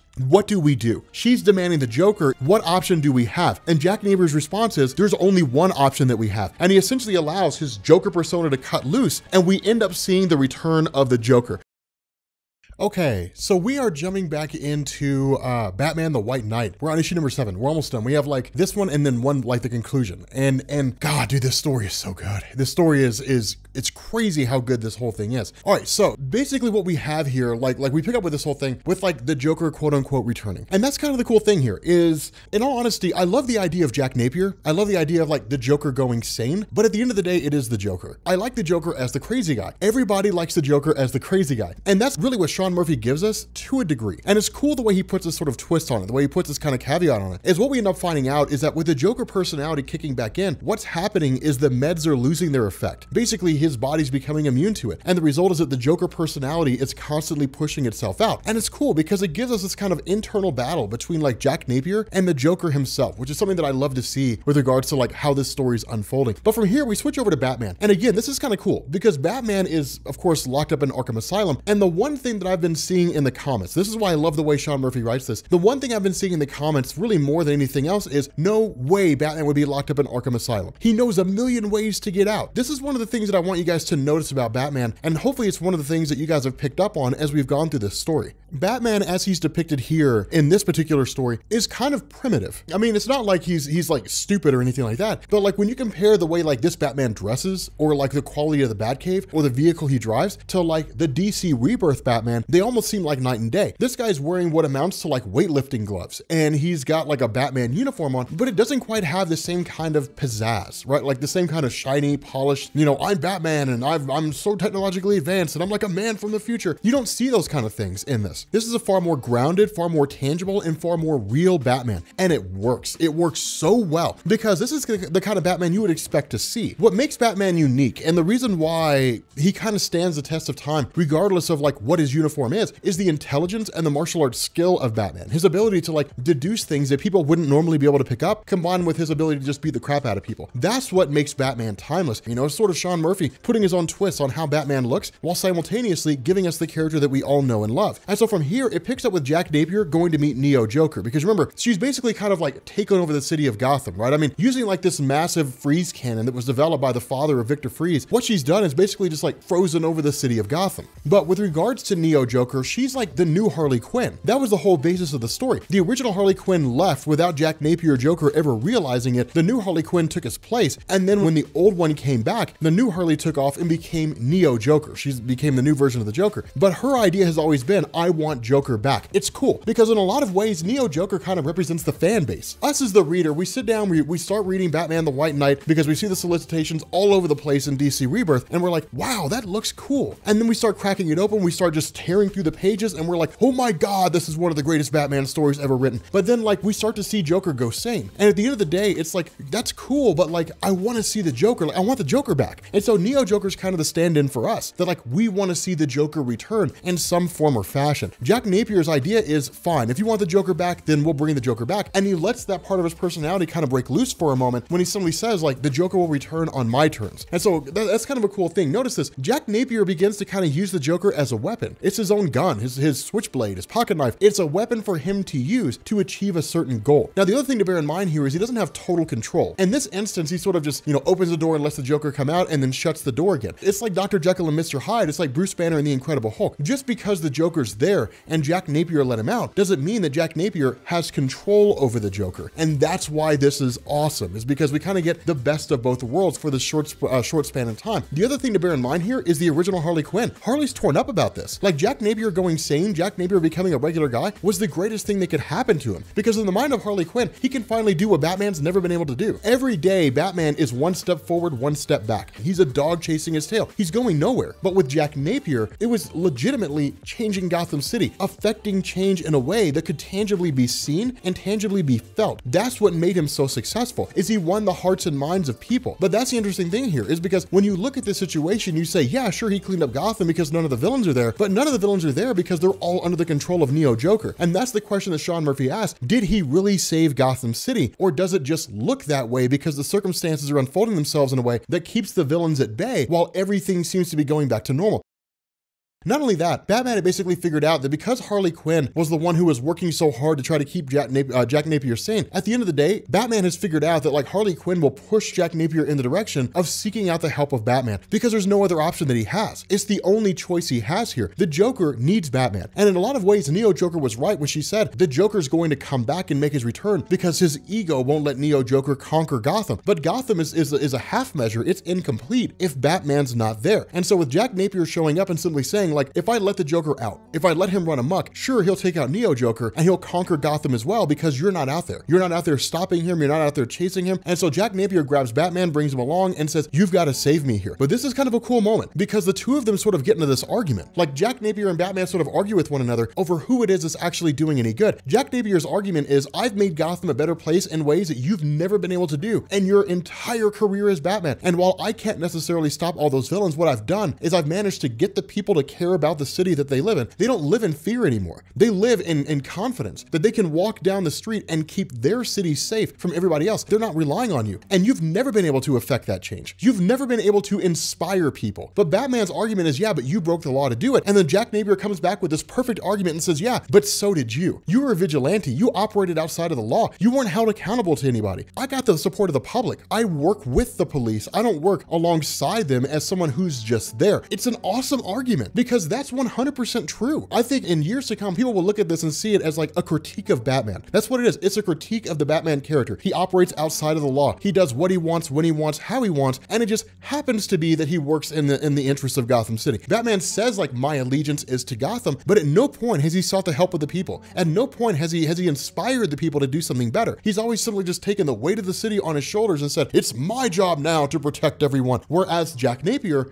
took the people to the fight, said, look, I am here like you. I'm not someone above the city itself. I am a citizen. I do all the things that I'm supposed to. I want to be a part of this role of this army of Gotham. I don't want to lead this army of Gotham. And that's why it's so awesome. And that's why it works so well. Now, ultimately, because of the fact that like the overarching goal is to take out Neo Joker, the two of them end up pairing up. But Jack Napier's argument is, look, when Batman says, I want a full confession from you for everything that you've done since you've been Jack Napier, all the criminal activity that you've been involved in, because he has been involved in some pretty seedy stuff. He has broken the law. He says, I want a full confession. Jack Napier says, fine, I'll give you your confession, but Harley Quinn has to go free. You cannot have Harley Quinn intertwined in this. She does not get arrested for anything. And this is cool because this is like the one unifying factor that Joker and Jack Napier share. Harley Quinn. Harley Quinn, while we may say that like Batman is the center of Joker's world, to a degree that's true. But the fact that like the original Harley Quinn took off and like Joker sought out a new one means Joker always needs a Harley Quinn. She's an intrinsic part of his life. With Jack Napier, it's the same way. He always has her by his side. She's his closest confidant. And so of course, with the two of them teaming up, what we end up having is Batman asking the question saying, if we work together, there's one thing that I want to know. I want to know what happened to Jason Todd. Because remember, Sean Murphy kind of flipped the script on us with this one. What we ended up finding out here is Jason Todd was Robin before Dick Grayson. In main DC continuity, Dick Grayson was Robin long before Jason Todd. Jason Todd was the second Robin, Tim Drake was the third, and then Damian Wayne was the fourth. And so all we really knew was that the whole situation involving Jason Todd went down almost identical to like Death in the Family. And that was awesome because that story is so landmark in the Batman mythos. But it was basically the idea that like Joker had killed Jason Todd. What we end up having is this revelation coming from Jack Napier that like Jason Todd's not dead. We end up finding out that like the one thing that Joker wanted was to know the identity of Batman, not so he could take him out. By knowing the identity of Batman, Joker would know something that Batman didn't. And so Joker would have something on him. He'd have a measure of control over Batman. If all else fails, it'd be the one thing Joker knows that Batman isn't aware that the Joker knows. And so when Jason Todd just kind of snapped, you know, when he basically offered his last words and said, I wish I'd never met Bruce Wayne, Joker cuts him loose because he's finally revealed the identity. But that's where Jack Napier kind of makes his revelation. Jason Todd's alive. He's not dead. He's free floating out there in the world somewhere. Who knows? Maybe he'll come back as Red Hood. We have no earthly clue, but he wants you to believe he's dead because he felt like you betrayed him, that you took him under your wing to become Robin. We don't really know that backstory. We can largely surmise that it happened the same way it did in the post-crisis landscape. You know, basically, Jason Todd was a guy who boosted, you know, almost who stole the wheels off the Batmobile, basically. But like, we can assume that happened, but we don't know for sure. All we know is that Jason Todd became Robin somewhere along the line. And the result was that where the two of them largely fought as a dynamic duo, that when Jason Todd was brought into the world of Batman, he was brought into a world of danger and death. And so when Jason Todd was taken by the Joker, was having the absolute tar beat out of him and on the edge of dying, the one thing he resented above all others was being brought in by Bruce Wayne, was being adopted by Bruce Wayne. He wishes he'd never met the man. And so that seems to instill this massive hatred for Batman on behalf of Jason Todd. And it's cool because it works. Because what this does is it sets things up for like the introduction of the Red Hood. If Sean Murphy, you know, if this story really became as huge as it seems to be, if it really is one of these things where like it turns into a story that Sean Murphy can build off of, then we can see Red Hood introduced. The foundation is already there. But again, with the two of them kind of siding and kind of working together, Batman has to put that little bit of past behind him. He has to kind of walk away from that whole situation and focus almost strictly on the here and now. And so going to visit Victor Fries and asking the question of how it is that Victor Fries is going to help with this whole situation, Victor says the same thing that he told Barbara Gordon. There's nothing I can do here. I don't know how this machine works. Construction on this massive weapon started after I'd already left my father when I took off and I came to the United States. I don't know the ins and outs of it. But what he does do is he offers us information on how to like access the island of where the machine's at without, you know, Neo Joker knowing. What he basically says is like when the machine was being constructed, because Batman asked, how could this thing have been built with no one knowing about it? And Victor Fries says they were using tunnels. You know, literally Thomas Wayne had tunnels constructed under Gotham City that basically all reached to this one specific location. They brought in all kinds of things to see this thing constructed underground so nobody would be aware of it. And that's what's awesome, is because it's one of these things, like Commissioner Gordon kind of says it himself, you never learn everything about Gotham City. There's always something new to learn. But again, this is Sean Murphy kind of turning the table, flipping the script on a lot of things and saying Thomas Wayne and Martha Wayne weren't like the kindly people who were just in the wrong place at the wrong time and they were just shot in cold blood by Joe Chill. They have a dark history. And so ultimately they end up basically allying themselves, you know, kind of coming together. The Joker banding alongside Batman Batman, who's working alongside the Bat family, who's working alongside the Gotham Police Department. This entire group, basically led by Batman and the Joker, they end up like making their way towards the island where Neo Joker is currently residing. And the idea is Batman simply says like, okay, this is your shot, Jack. Like, this is your shot to get out there, get into the head of Neo Joker, and basically serve as a distraction. We have no idea what'll happen to him, but like your job is to get in there, to be a distraction and get into her head while we get in there and basically take everything down to bring this entire empire crumbling down around her. After which, we have no clue what happens. We have to wait for the next issue.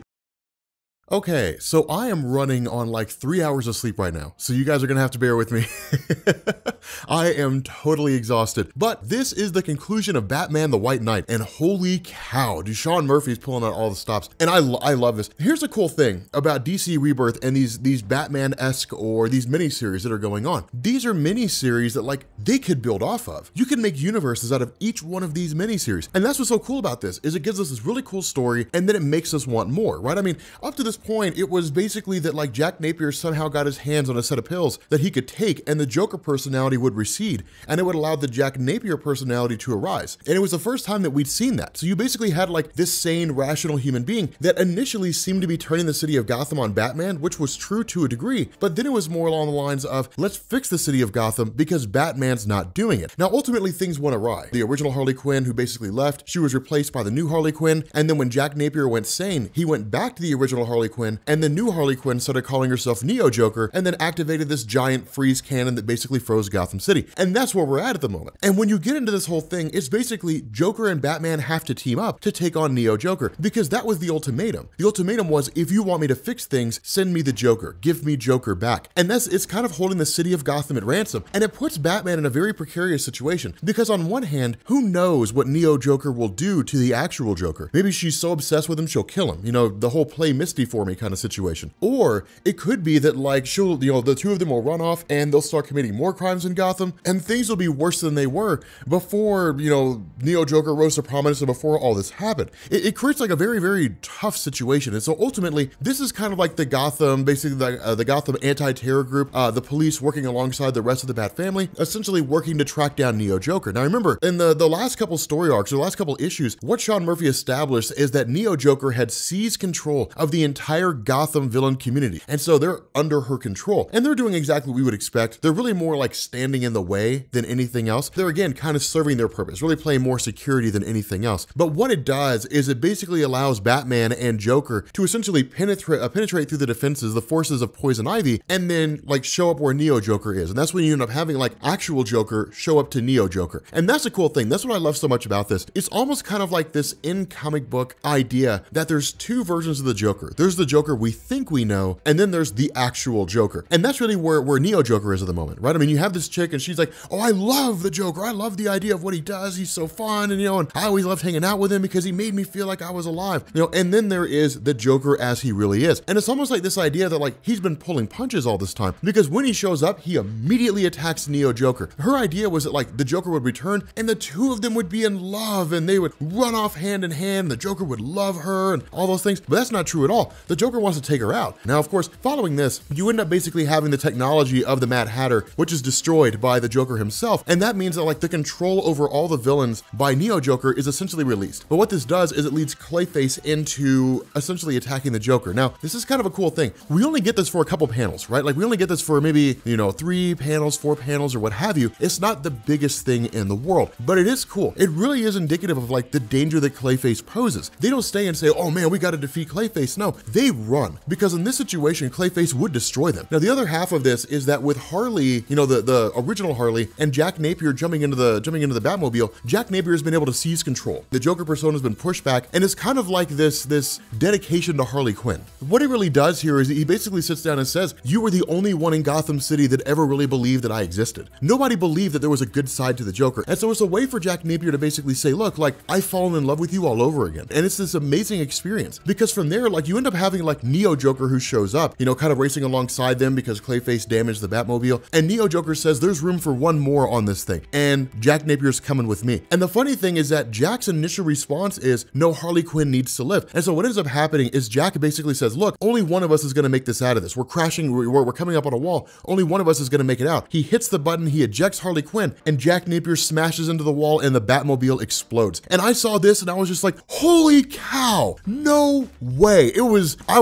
was just like, wow. Dude, because like you never really see that. Like you read the whole thing about Batman the White Knight, and it's like, well, of course Jack Napier is gonna make it to the end. Like, of course Jack Napier is gonna survive. No way he's gonna die here. And then you look at this whole thing and it's like, Jesus. I mean, the explosion basically starts wreaking havoc within the Batcave itself. You end up having leaks, all these different things that go on. Now, of course, because Victor Freeze had come along with the Bat family in an effort to basically reverse engineer this giant freeze cannon that his father made, of course it does work. I couldn't really see the story ending with Gotham City, Gotham City just being frozen over forever. But then what we also end up finding out here is that Jack Napier basically survived. That Batman brings it, like he jumps into the water, brings him back to the surface, and Jack Napier makes it. Now from there, it switches over to the fight between Harley Quinn and Neo Joker. And this is not a fight that's based out of any real perspective of like the direction Gotham City should go in. It's a quarrel between two women who believe they've lost a man they love. And it's interesting because it's a fight over love. But the cool thing about this is, remember, Neo Joker is the new kid on the block. She didn't have all that experience. She hasn't been around all this time. But when you're talking about classic Harley Quinn, she's not someone to snuff at. She can be really, really dangerous. And so her lashing out, initially she goes to kill like Neo Joker, but then suddenly, you basically have Duke Thomas who jumps on her in her earpiece and says, Jack Napier's alive. You're fine. Like, do not kill that chick. Because if that happened, then classic Harley Quinn would cross a line she can't come back from. Something else that I want you guys to also notice too is that the various villains are being carted away in a Gotham City police vehicle. This is the same kind of vehicle you saw from Batman the Animated Series. Question for you guys that has nothing to do with this story. Which show do you think was better? Batman the Animated Series or X-Men the Animated Series? I'm biased, I'm saying X-Men, but I'm curious to see which one you guys come up with. But nonetheless, with this whole thing, the agreement was that if Jack Napier, I guess, if he was essentially kind of allowed to go free, or at least, working alongside Batman, that he would have a full confession. He would confess to everything that he did when he was Jack Napier, when he was working behind the scenes, when he was manipulating things. That was the whole point. He had to make a confession, which he does. But this is kind of a beautiful moment because they're essentially like ushered off, like Jack Napier is ushered off to his prison cell, which is really more of like a nicer version, the one that I think previously belonged to Harley Quinn when she used to study him as the Joker. And what happens is he basically tells like Batman and Commissioner Gordon, you have to marry us. Like I want to marry Harley Quinn, but I want to marry her as Jack Napier. I don't want to have to marry her as the Joker. And the issue is that the Joker keeps trying to push himself back out. He keeps trying to make his appearance known. And so you end up having a priest that kind of shows up and he just runs through all the wedding announcements, like, hey, Jack Napier, do you take Harley Quinn to marry you? And he's like, I do. And it's like, Harley Quinn, do you promise to do all the stuff that I just said to Jack Napier? And she's like, I do. And then before Jack Napier can say like, I do, the Joker personality pops up and is like, I do. It's not a great big huge moment. This feeds into the part of the story where Sean Murphy built up the idea that Joker was legitimately in love with Harley Quinn, and that with the Joker persona and the Jack Napier persona fighting over the same body, the Joker won out because his love for Harley Quinn was just that much more extreme. But it is kind of interesting and it is kind of funny here. And so what we end up doing is picking up in the aftermath of this whole White Knight event, in the sense that you basically have Jack Napier's confession essentially saying, hey, look, when I became sane, I realized that Gotham City would never trust me. So I basically set up circumstances. I used criminals, I set them loose so everybody would look there, and then I infiltrated the mayor's office, and then in turn stole information about the Batman Devastation Fund. I burned down my library so you guys think that the villains had come after me too. I orchestrated all these things to basically take away your perspective from mine. At the same time, you have like Duke Thomas who's being interviewed by the press. And the cool thing here is that Duke Thomas stands by his perspective, right? Like he stands by his beliefs. The press kind of, pushes him and asks him and says, hey, look, do you regret the fact that you teamed up with Jack Napier? And his answer is, Jack Napier screwed up. Like, yeah, he did some stupid things. He wasn't 100% honest, but if you were 100% honest, like I'd be curious to see what we could find out about you. So at the end of the day,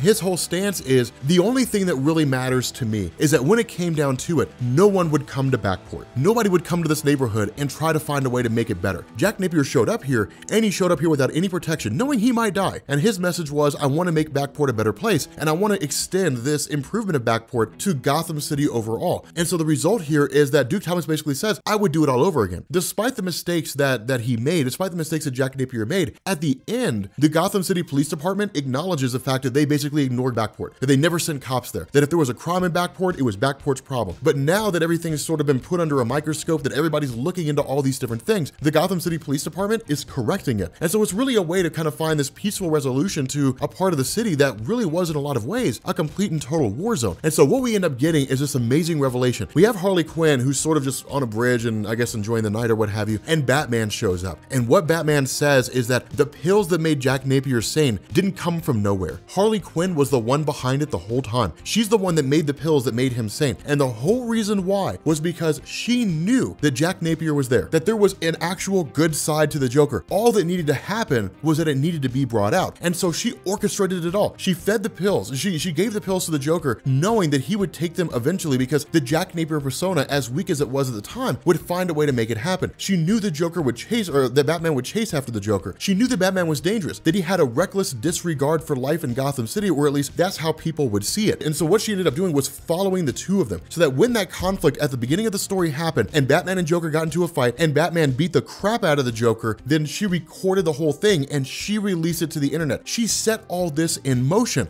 And it was like, wow, it was one of the coolest reveals. And what we end up learning is that like Jack Napier figured that out a long time ago and he told Batman what was going on, but Batman always stayed hands off because Jack Napier asked him to. But when the question is asked, why did you do this? Like, why did you orchestrate this entire situation? Harley Quinn's answer isn't about love. Gotham City was going to hell in a handbasket. You guys didn't care about what happened. Like, all you cared about was finding the Joker, and all the Joker cared about was you chasing him. It's the only thing that ever mattered to you guys. All the villains who were there, the Penguin and Two-Face and the Riddler and Poison Ivy, all these villains that you happen to face off against, they were just filler until the next skirmish with the Joker. It's what you lived for. But because of the fact that you gave so little disregard to what was going on here, no one really looked at the bigger picture. No one ever had a reason to. And so because that, Harley Quinn's like, you guys were killing the city on a multitude of levels. Somebody had to step in and somebody had to basically take the two of you and force you to find a middle ground and look at the bigger picture. And so again, when the question is asked, would you do it again? Harley's answer is absolutely. Of course I would do it again. There was never a time when I wouldn't do it again. It's made Gotham City a better place. It's made Gotham City inherently better. And so what ends up happening here is you basically have Bruce Wayne, Batman, approaching Jim Gordon. And this is so cool because what he does is he extends an olive branch. The idea of there being a barrier between like Batman, the Bat family, and like the Gotham Police Department, that's being removed. Batman basically gives him the keys to the Batmobiles and says, have at him. I should have shared my technology with you a long time ago. I should have told you guys what I was capable of. I should have given you guys the resources to protect Gotham City. And that makes sense to me. It makes sense that it's one thing for Batman to be a one-man army. It's another for him to give people the ability to protect themselves. And so because of that, when he passes this whole thing down, at the end of the day, there's still the barrier of, well, why should we trust you? And it's cool because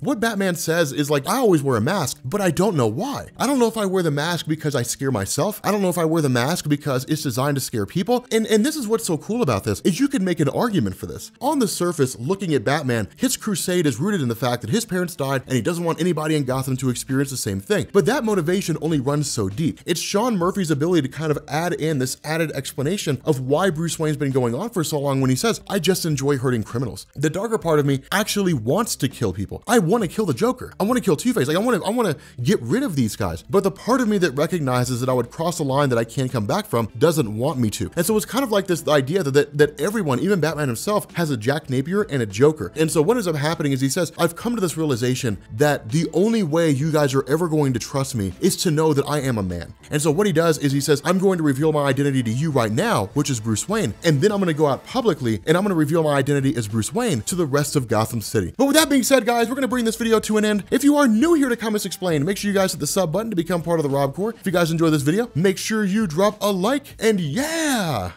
one heck of a ride. I love Batman the White Knight. This is an amazing story. But yeah, guys, I will catch you all later.